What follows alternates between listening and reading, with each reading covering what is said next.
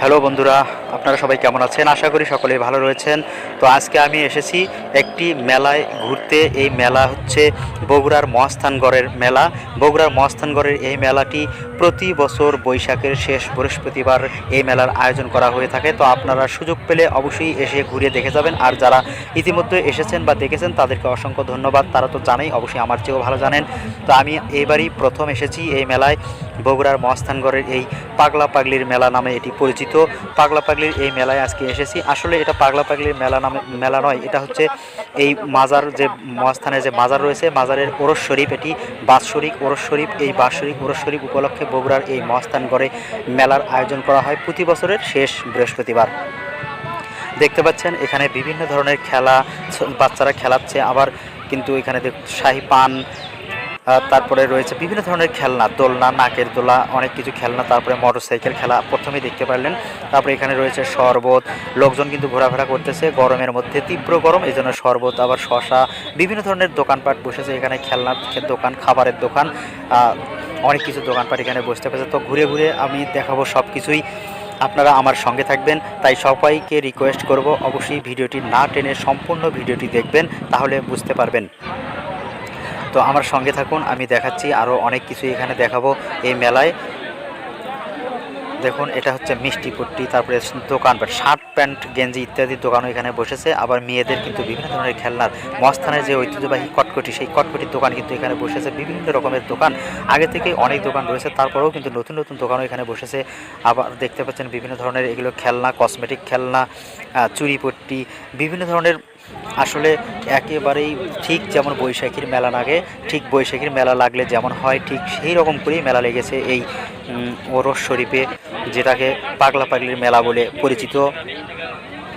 তো বন্ধুরা, দেখতেই পাচ্ছেন অনেক সুন্দর কিন্তু এই মেলাটি। আমি প্রথম এসেছি, তো আমাকে অনেক ভালো লেগেছে, অনেক অনেক ভালো লেগেছে। আবার এই মেলাতে কিন্তু বিভিন্ন জায়গায় বাউল গানের আয়োজনও বসেছে। এখানে দেখলাম কনসার্ট হচ্ছে, বাউল গানের কনসার্ট হচ্ছে, মঞ্চ করে বিভিন্ন জায়গায় এই অনুষ্ঠান হচ্ছে, গান বাজনা হচ্ছে, মানুষ আনন্দ উপভোগ করতেছে।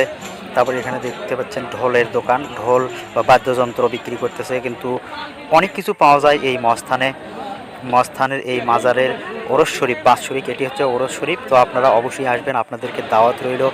আবারও সামনের বছরে কিন্তু আবারও হবে বৈশাখের শেষ বৃহস্পতিবার। প্রতি বছর বৈশাখের শেষ বৃহস্পতিবারে এই আয়োজন করা হয়, অবশ্যই মনে রাখবেন। যারা এখনও দেখতে আসেনি তারা অবশ্যই এসে দেখে যাবেন। এটাই হচ্ছে সেই মাজার শরীফ দেখতে পাচ্ছেন, যেটা এখন, এটা হলো সেই মস্তানগড়ের মাজার শরীফ, হজরত শাহ সুলতানের মাজার। দেখতে পাচ্ছেন অনেক অনেক লোক কিন্তু এখানে, শত শত হাজার হাজার লোক বললে ভুল হবে না, অনেক প্রকারের লোক এবং বিভিন্ন ধরনের লোক। এই দেশে কত ধরনের লোক রয়েছে, কত ধরনের মানুষ রয়েছে, সমস্ত ধরনের মানুষই প্রায় এখানে দেখা যায়। ছেলে মেয়ে, ছোট বাচ্চা থেকে শুরু করে মধ্যবয়স্ক, যুবক যুবতী, সমস্ত ধরনের মানুষ এখানে কিন্তু দেখতে আসে এই মেলাতে। তবে দিনের বেলা থেকে শুরু হয়, প্রায় একদিন আগের থেকেই বেশ মানুষ জমজমাট। যেদিন শেষ বৃহস্পতিবার সেই দিনে বেশি জমজমাট কিন্তু মানুষ হয়।